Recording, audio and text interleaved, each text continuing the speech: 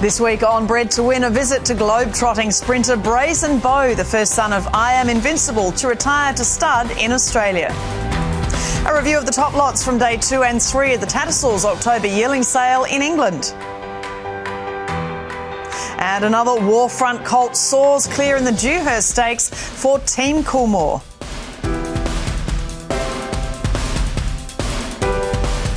Hello, I'm Caroline CSC and welcome to Bred to Win. Also on the show this week, we focus on the Caulfield Cup in serving yarns and review the results of the Magic Millions 2-year-olds in training sale, which enjoyed big gains in 2015. I have two guests joining me in the studio, both from the prestigious Darley Flying Start program, which follows Sheikh Mohammed's plan to develop future leaders of the thoroughbred industry. I'm pleased to welcome from Western Australia, Lauren Dunning, and from New South Wales, Dane Robinson. Lauren, firstly, you're both in the second year of the program. What have you enjoyed most so far? Definitely America. We had almost 7 months to spend there, so we had the chance to see an entire breeding season, spend some time looking around on all the amazing studs in America, and it's been a fantastic experience so far. And Dane, welcome to you. You've obviously worked already in the past with Gai Waterhouse, who's been a great trainer of people and horses, of course, but you'd be used to the pretty fast-paced regime of Flying Start? Oh, definitely. I think the experience of Gai's, I know she's one of those people who not only gets the best out of her horses, but certainly the best out of her people. And I think I'm very fortunate enough to have worked with her and had that experience, because it's certainly set me up for a good Flying Start experience, you know. So it's been great so far. Fantastic. Well, the Flying Start program is headed up by a fantastic Irish lady, Clodagh Kavanagh, who I've had the pleasure of coming to know over the past few years. Clodagh was in Sydney last week, attending both the Inglis Ready to Race sale and the races at Randwick, and I caught up with her to hear more about the background to Flying Start.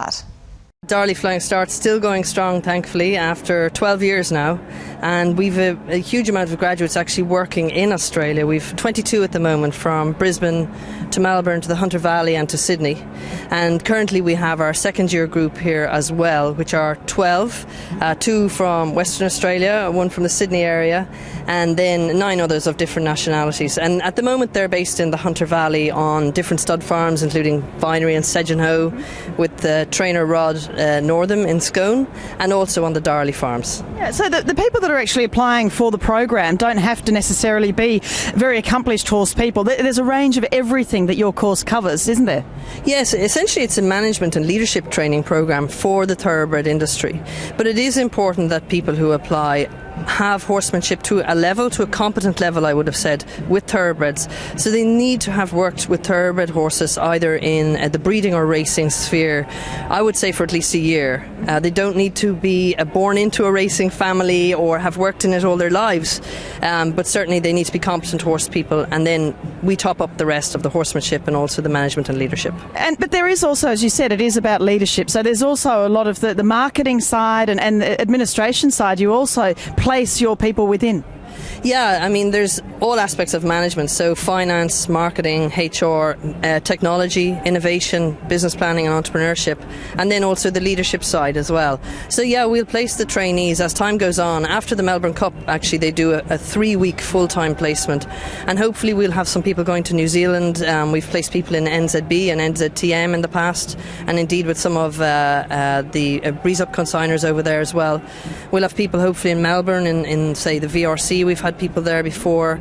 In Sydney, obviously, there's so many places we can place them here. And indeed, in the past, we've had people in Hong Kong and with Magic Millions on the Gold Coast. So the placements themselves could be horsemanship placements, they could be business placements, leadership placements, or, you know, specialist areas such as media. Mm-hmm. And of course, you're looking for more Australians and New Zealanders as well. This program does go out to New Zealand too. What are the next stages as far as your next Flying Start program? Yeah, we recruit worldwide, and we really need and want and love to have people from the Southern Hemisphere, from any part of Australia or New Zealand. I mean, it's really important, I think, that those countries are represented on the programme, so that the other trainees on the programme get to learn about Australia and New Zealand, and when they all come out here, that someone knows their way around and introduces them to people and that kind of thing. And also for Australia and New Zealand being such strong racing and breeding nations, I think it's great for them to have a representative on the programme.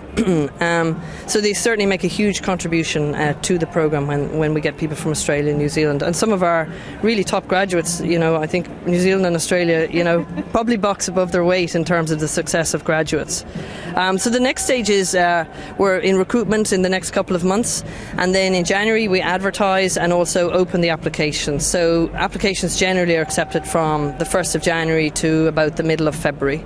Then there's an interview stage in March or April, and then finally the selection is in May, and the trainees will start in August. So anyone interested in a 2016 application should keep an eye on our website, which is www.darleyflyingstart.com, and we have a Twitter feed and a Facebook page as well. So everything is there, but of course I'm contactable as well if there are any questions. We'll go through some of those details later in the show about how you can get into perhaps the next intake for Darley Flying Start. But Clodagh emphasises a level of horsemanship is really required for the course. And Lauren, you've been a track rider for Western Australian trainer Dan Morton. How much of a skill set do you have to have as far as being on horseback to do the course? You definitely need to be competent at riding, most likely at a walk, trot and canter. Obviously, not everyone's track ridden themselves, but we have a module at the British Racing School, so we have the chance to ride some ex-race horses, and for those that are a little more experienced, we got the chance to ride some national hunt jumps. So that was wow. Cool. It's a bit scary though. Yeah. Dane, of course, through your father, Terry Robinson, Yep. on the South Coast, you've been involved in the training side of things, the grassroots of training, but had you ridden much before the course? No, I certainly wouldn't call myself a rider by any means, but always had the ponies around growing up, so that was a good experience there. But I think the week we had at the British Racing School, it was a great confidence booster for me getting on the horseback, and I was lucky enough to be one of a few that didn't fall off. So. Oh, that's good. And Lauren, well, tell us about the 6-week placement you've just had with Ian Wilkes, of course, a fellow from Muswellbrook who's now training in the US. He had Fort Larned win a Breeders' Cup. Just tell us what you actually were doing in that placement. On that placement, we spent 6 weeks. I had the chance to mostly spend my time at Churchill Downs in Louisville, Kentucky. I also had the chance to go up to New York and work with the horse Neck and Neck, who's running the Brooklyn Invitational on Belmont Stakes Day. Mm-hmm. So being involved with that was an amazing experience. I got to see American Pharoah win the Triple Crown. Fantastic. And then I experienced the country racing in Prairie Meadows in Iowa. So I did the whole grassroots through to the top of the line. So. Fantastic. Yeah, and Dane, you've worked, as I mentioned before, with Gay Waterhouse, but you worked in sort of a finance role there, and they're a great crew, Gay's team, both obviously in the stables and in the office. So, again, how did that sort of set you up, some of the things you learnt there for going into the Flying Start course? Well, I think the good thing about Gay is that she surrounds herself with the best people in the industry. I know everyone there. It's a real collaborative team effort, so being in the office, you're in your own section there, but you also get to go speak to people like Adrian Bott, Mark Newnhams and those guys, and it really gives you a sense of professionalism and how you go about dealing with not only owners and that, but people in the office as well. And I think that's the good thing about the course, is that it does push the whole team effort. It's real collaborative. You spend 2 years with 12 people, mm-hmm. and you have to get along and you have to work together, to pull through and get these tasks done. So it's great. It was a great experience working for Gay, for sure. Yeah, no, it sounds great too. And Lauren, you've done a degree in mass communication at Curtin University in WA. And a lot of people in the industry, they're not necessarily wanting to be hands-on. They want to do PR or marketing and so forth. And you do touch on a lot of that in the course too. Yeah, actually in Newmarket we had Rishi Prasad out to speak to us. They had the camera crew out and we had to practice individual monologues. So we had the on-camera experience. We also do a bunch of marketing and PR workshops. So we have every access to all of those sort of courses. So. Yeah, and of course Gina Harding is a well-known graduate too, isn't she, of the Darley Flying Start program, who we of course saw here in Sydney. Yeah. So another person, a good role model, I guess, for you. Definitely. She's certainly someone I've been in contact with in regards to a career in media, so looking forward, that's hopefully where things will go. Yeah, touching on Gina, but also some of the fantastic people. We'll see some more of Gina too at the Tattersall sales coming up in the review, but also some of the others, just having a look at the people that have come through. Henry Field, who now has Newgate Farm, he's done an amazing job, of course, now has 7 stallions on their books. Henry's done so well. Adrian Bott, as you mentioned, Lauren, as well, who does a great job with Gay Waterhouse. Andy Williams and Vicky Leonard from Arrowfield Stud. Jack Bruce, who works with Bjorn Baker.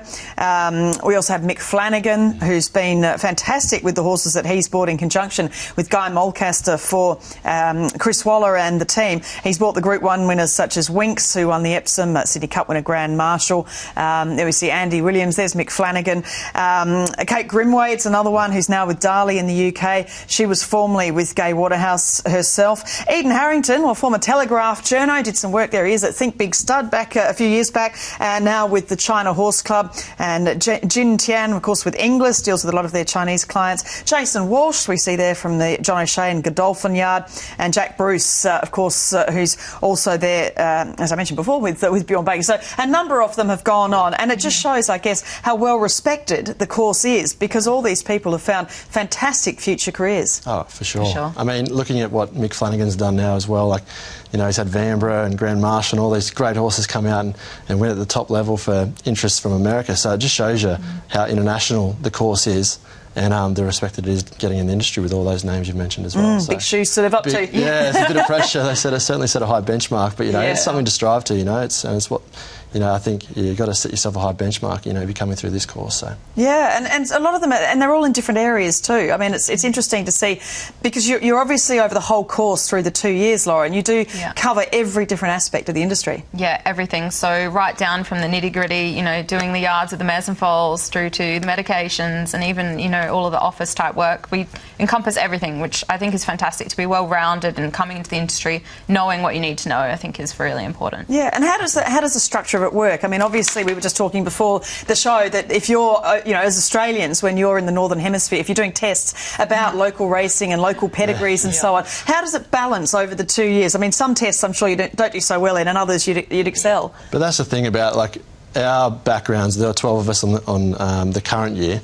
I mean, we're all from very diverse backgrounds, and people have strengths in different areas, but that's the good thing when you're working with 12 different people, because you get strengths from different people and you learn off one another. So it's very much, that's sort of the strength in the course as well, because you are constantly learning over the 2 years, and it's a real fast pace, to be fair. You know, sometimes because like you're saying before, like, it's hard to keep up with everything that goes on sometimes, and, you know, you just have chats with people on the course, and you know, it's all real collaborative, so it's good. Yeah, some things stick and some things, you need to research. Absolutely. Yeah. All right, I'll be back a little bit later with Dane and Lauren to chat about what the Darley Flying Start course entails, a few more details, and also what it teaches its participants. But keeping with the Darley theme, after the break, I catch up with the stunning Brazen Beau at his Victorian base.